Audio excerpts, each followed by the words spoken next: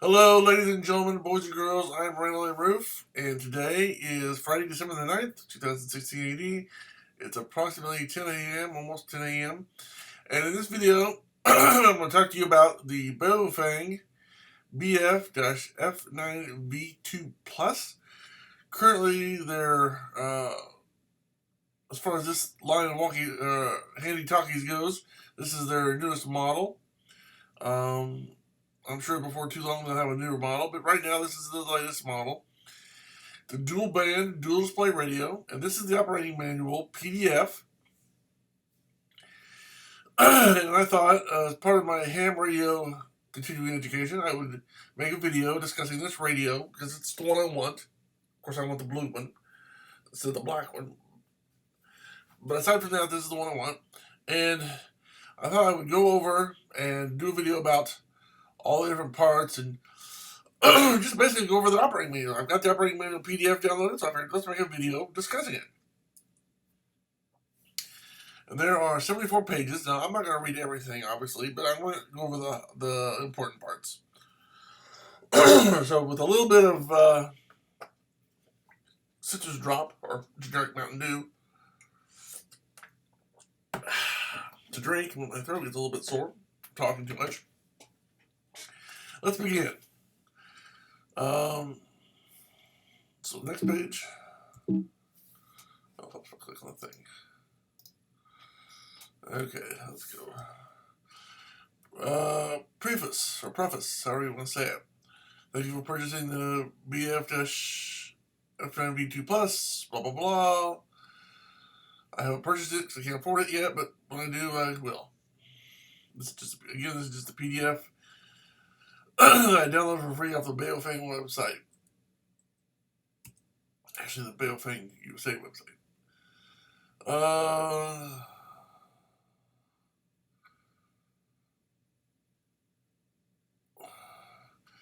Look how nice that is. I'm free to copy and redistribute, adapt, remix, transform.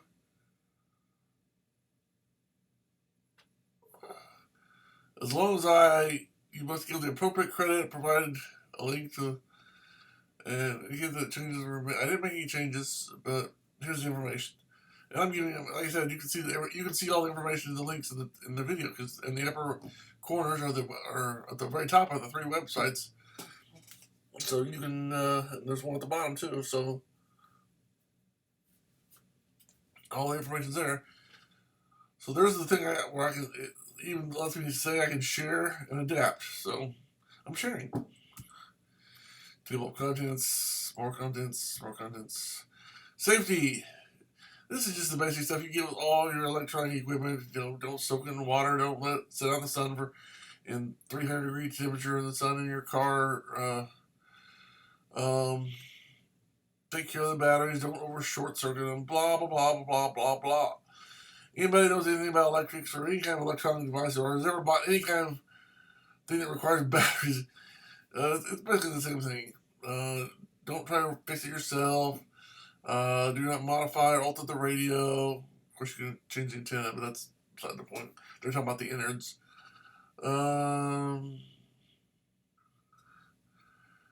Let's see. Turn on radio power aircraft. Turn on radio power in a blast area. I don't plan on going in blast areas. Don't put it on top of an airbag. Deployment area. Well, that makes sense. Do not expose the direct sunlight. We're going to talk about that. Okay. Basically, I'm reading over it, but just your basic stuff. Safety, general, just common sense things. Okay. Dual band handheld transceiver with display LCD, DTMF encoding, commercial FM radio receiver, which is actually get your FM channels. It'd be nice if you could also get your AM channels, but that's another story. You can store up to 105 programmable channels, allow storage up to 128 memory channels, voice operated transmission functionality. In other words, you can use hands free if you got a headset. Alarm function, which is, I didn't know it had that, allows between broadband, wide, and narrowband modes. High beam and low power, which is 1 watt, 5 watt, 8 watts, so you can change between 8, 5, and 1 watts when you want to transmit. Display illumination and programmable keypad. Function because keypad buttons to emit a beeping sound. Dual watch, dual reception, selectable frequency steps from 2.5 to 50 kilohertz, which is nice. Frequency offset functionality for repeater access, which is good. Battery saving functionality, cool. It helps make your battery last longer.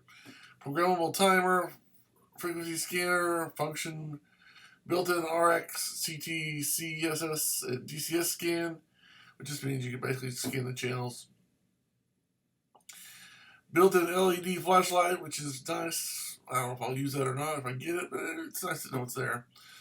Allows for PC programmability through the USB cable. Yes, that's very important because you can plug the radio into your computer, Mac, or PC, use some chirp software, and make it a lot easier to program your radio. That's very important. Level threshold squelch adjustability. I don't like the fact that the squelch is a push button, and part of the it's not just normally you'd have a knob at the top that you can adjust, but instead they've got it's part of the firmware, I guess you want to say, part of the software that runs the radio, which I don't think I like as much as just having a knob. I mean, I can see why they did it, but I think the old way would be better. Let's see. Crossband reception transmission, inter-transmission tone functionality, built-in keypad lock. I didn't know it had that. That's cool. So that's your features and functions. Let's see where we're at.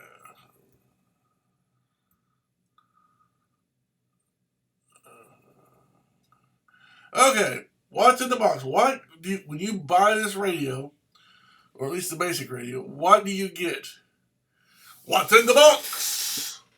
Well, you get right here, you get the radio body, the antenna, the lithium-ion battery pack. Of course, if you order the one with the larger battery, you get that battery, of course. Charging cable and adapter. Belt clip, which I may or may not use. A wrist strap, I'd probably use that. A lapel microphone, maybe, I don't know. I have to see how it works. Charging stand.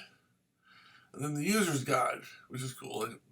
I keep hearing that the newer ones are getting really good, so, and that the older ones weren't so good is the reason the new ones are getting better. So, improvements on the user guides, from what I understand. I haven't seen the only ones I've got so far is the one I've downloaded. So, optional accessories. This is something you're going to want to look into. Car charger for cable and adapter for plugging into your cigarette lighter in your car. If you're going to be mobile, you're going to want that. Speaker microphone, you're definitely going to want that. USB connection cable, going to want that so you can plug your radio into your computer. If you're going mobile, another thing you're going to want is an antenna for your top with a magnetic post for on top of your vehicle. And another one you might want to consider is getting a replacement battery that houses the AA batteries.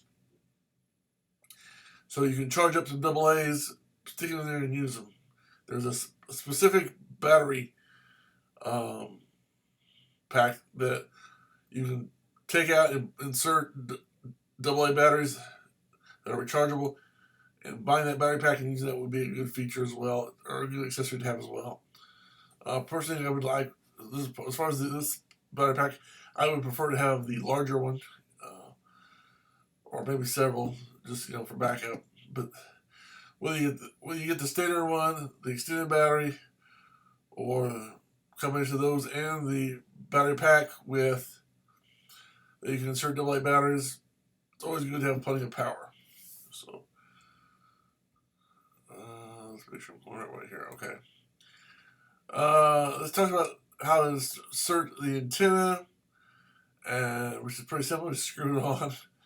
Of course, you can get, if you don't like the rubber duck antenna, you can always go out and buy a third-party antenna, which is probably what I'll do when I get some money. Belt clip. I think I'm gonna be getting a case. I've seen some cases on Amazon where you can put it on your belt clip, or you can put a belt holster on your belt and then put your radio inside it. A little bit better than that. I'm afraid if I put that belt clip on, it wouldn't be strong enough, or if it was strong, or it would break, or it would break part of the radio, or break part of the clip, or both. So I'm not really sure I would like that clip. Would I install it just to have it there? Man, maybe. Maybe not. I don't know. I'll have to see. So we'll just, I mean, it's good to have, you can add it, but that's one thing I don't know if I would actually use, the belt clip. Battery, shows you how to install it. It's pretty simple. Just click it in there, basically. And then you push the button to the top right here to remove it. External headsets, if you want to listen to, hold the radio away from you. Basically, you put the radio in the charging base and plug in the charging base to the wall. Now, if you have the extended battery, you can go from the plug straight to the radio if you have the extended battery. But this is the standard battery, so you have to use the base.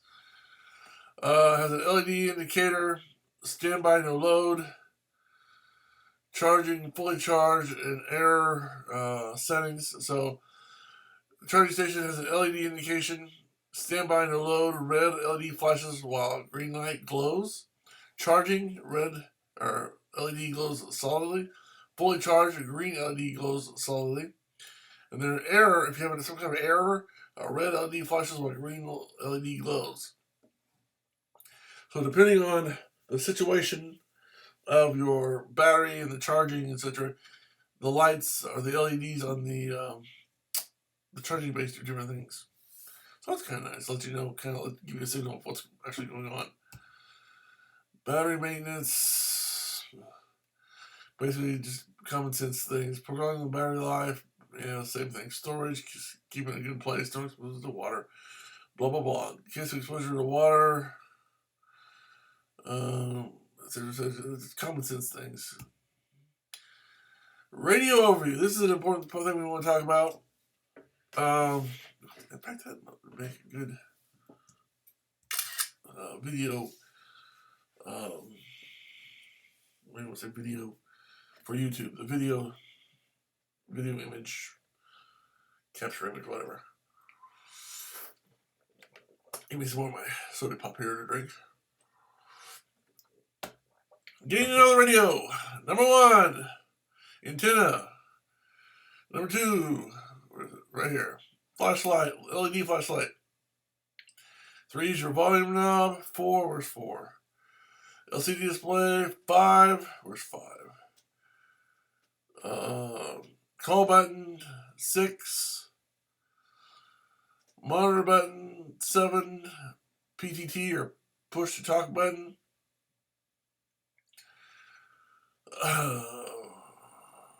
VFO or MR button. Frequency mode and channel mode is number 8. So if you want to switch between the frequencies or channels, there you're doing it. So depending on how you set up your radio and if you use chirp or you don't use chirp, however you set up your memory channels, you may want to. That's a button you're gonna need. 9, and where's 9? 9 is an LED indicator. Yeah, light emitting diode indicator. Number 10 is your strap buckle. That's where you put your strap. If you're going to use your strap, that's where you attach it. Number 11 is, where's 11? Okay, over here. Accessory jack. That's where you open up the little piece of plastic. You insert either your computer cable to plug into your computer, or your microphone jack to plug in an accessory microphone. There are several different models that you can choose from if you want an accessory microphone. You don't have to. That's one of the things, you don't have to have an accessory microphone, but if you want to, there's an option. I like the fact you have options. Let's see, where's 12? 12. Okay, what's 12? Okay, 12's over here. 12 is AB button, frequency display switch. 13. Where's 13? Band button. not present on recent models. So you may not even, 13 may not even be on the one you got now, the 9.2 Plus. 14, obviously, is down here. Numeric keypad. 15, where's 15? 15 is the speaker and microphone, obviously right there. 16, where's 16? 16 is the battery pack right here on the back of the radio. 17, where's 17? Is the battery connect right here. That's where when you put your radio with your battery attached into the charger, that's where the connection is made to go from the charging base to the battery. So you gotta keep this, you wanna do your best to keep this clear of objects and obstructions so that it has a clean surface to make contact with when it goes in for charging. And number 18, where's 18? Okay, it's right here. That's your battery remove button. So if you want to remove your battery, or when you need to remove your battery, I should say, you can push that button, slide the battery down, and there you go. This is what the main display looks like. Got memory channel, least significant modifiers, CTCSS enabled, DCS enabled, frequency offset, dual watch, Vox, repeat, narrowband enabled, battery level indicator, keypad lock, low transmit power mode, active band or channel, signal strength meter, whole bunch of things to remember. I'm not going to go into all this right now, but you can look at that chart right here and see for yourself what, whenever you want to get reference to that information. I also want to make a good thing for the YouTube video. I'll have to decide there.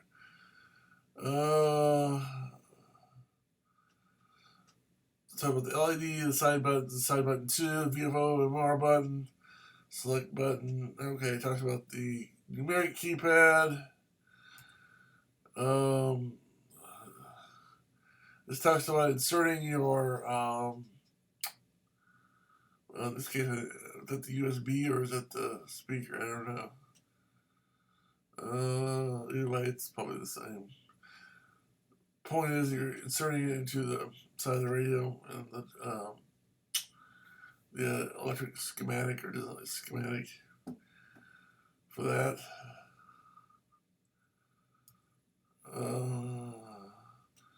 Power and volume settings, adjusting the volume. A lot of this stuff's common sense. Some of the stuff you do have to sit here and read and learn, but a lot of it's common sense. So you got something, it just tells you how to enter the frequency manually, using the menu systems.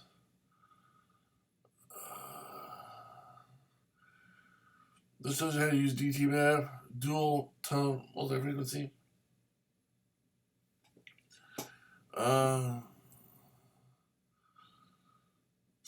Different ways of doing things. A lot of stuff that until you get the radio, you don't worry about until you get the radio. You get the radio to actually use it. Love. So with the software or cloning. Let's go back. Radio to radio cloning might be important to you if, say, you have a radio and you're in a group that needs communication. Let's say there's 6 of you in a group, and you all want to talk on use the same. You have 6 radios. Well, what you can do is you can use Chirp, either do it manually or use Chirp or a little combination of both. Chirp's the way to go, though, for everybody I talk to set up your radio. And then what you can do is you can take that file that you save on Chirp with the programming for the radio, and you can clone it to several radios. So each radio, let's say you got your radio set a certain way that you like, and that your group likes, you can then not only set your radio to that way, but you can set all the group's radios to the same way. So you would have the same setup if you want to. So it's a convenience. Cloning is a good thing when it comes to this. It talks about contacting repeaters, automatic number identification, which is kind of nice. Commercial radio, amateur radio. Um, Basically, this is a ham radio, but with your ham radio, you need a ham radio license. But there are frequencies on the radio that don't require a ham radio license. There's what's called FMS, GMRS. The FMS is a family band radio frequencies, which if you use your chirp software, you can easily set up and download. It's real easy if you get the software. I did a video where we took the chirp software and I created a list of the programmable channels. It's real easy. In fact, all you gotta do is there's a pull down menu of the FMRS, GMRS, MERS, was it navigation radio? So there's, if you want to, you can program in certain channels that don't require a license. Now, but the thing you have to do is make sure, if you're talking without a ham license, you have to make sure you're using those non-ham radio channels. Which again, that's one of the reasons you can set up the memory modes so that you can switch right to those channels that don't require a license and they're easy to use. In fact, you can even rename them if you want to in the chirp software. So that's kind of cool. And you can set it up however you want. It's got, what did it say? It's got a lot of memory as far as you can set up a whole bunch of stuff. So if you just want to use this radio as a FMS, like those walkie-talkies that you get at Walmart or Target, or like you get in a 2-pack or a 5-pack. You've seen those radios that go for about $20 a piece, or $20 or $30 for 2 of them. That they say goes 10 or 15 miles. You can set your radio up to work on those frequencies. You can also have your radio programmed to work on GMRS frequencies, which require not a ham license, but a separate license to use. And then, of course, you've got your ham frequencies. Now, this radio doesn't give you access to all the ham frequencies, but it does give you access to several bands of what they call bands of the ham radio. And depending on what your whether you have a technician license, general license, or amateur extra on your ham license, you have access to certain channels. And depending on what your license is, what you're licensed to use, there are certain frequencies that are set up for ham radio on this radio. But if you're a ham radio operator, you know what those are, or should know what those are, and what you are and are not allowed to use. Okay, troubleshooting. If you've got problems, you look at the troubleshooting guide. A lot of stuff I just don't have to talk about here. Look at this, menu definitions. I mean, I can talk about this crap forever, but nobody's going to watch it because it would be interesting. I'm trying to see if there's anything interesting that really is.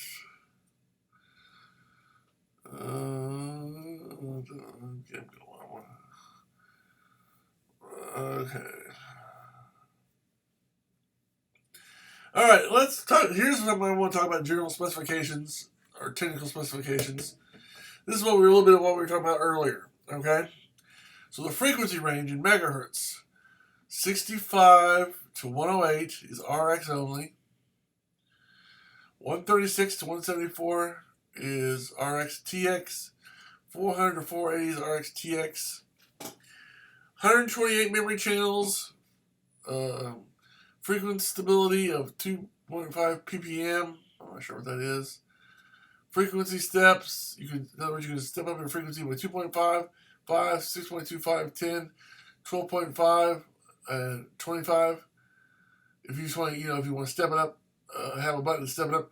Of course, you can still dial it in manually if you want to go into a specific channel. Antenna impedance is 50 ohms. Operating temperature Suggested operating temperature is 20°C to 60°C, which I'm not sure what that is in American or English. That's not metrics, but Celsius. I'm not sure what that means here. Fahrenheit. I'll have to look it up. But basically, don't leave it in the sun all day. Don't freeze it. Don't get it wet. Supply voltage 7.4 volts. Consumption 75 milliamps in standby. 380 milliamps reception. And less than 1.4 amps transmission. Mode of operation simplex or semi-duplex, which basically means simplex is when you're talking one person to one person on the same frequency, or semi-duplex is when you're using a repeater and it goes from one channel to another. Duty cycle is 3 or 54 minutes, RX-TX standby.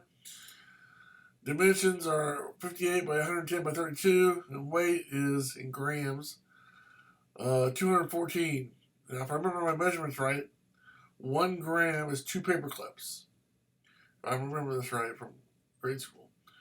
So, 214 grams would be the equivalent of 428 paper clips, which in all consideration, when you think about what this radio can do, isn't too bad for modern technology.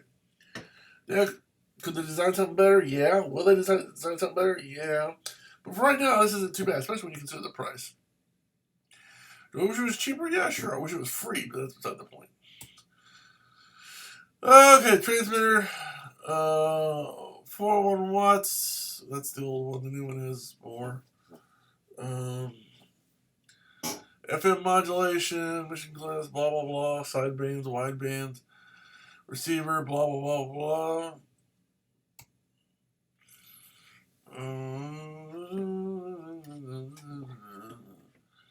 DCS table. I don't even.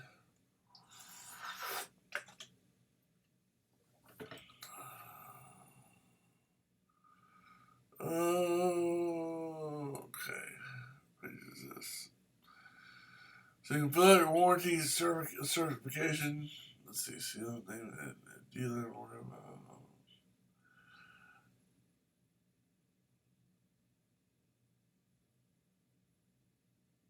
Okay, you have a receipt with it.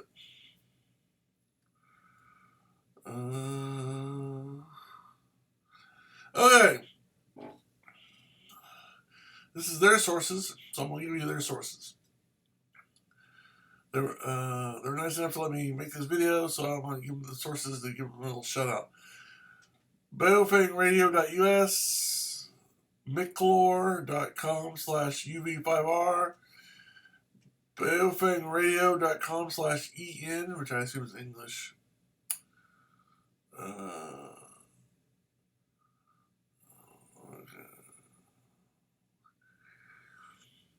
Here are some links for some related products if you're interested, which right now I'm probably not.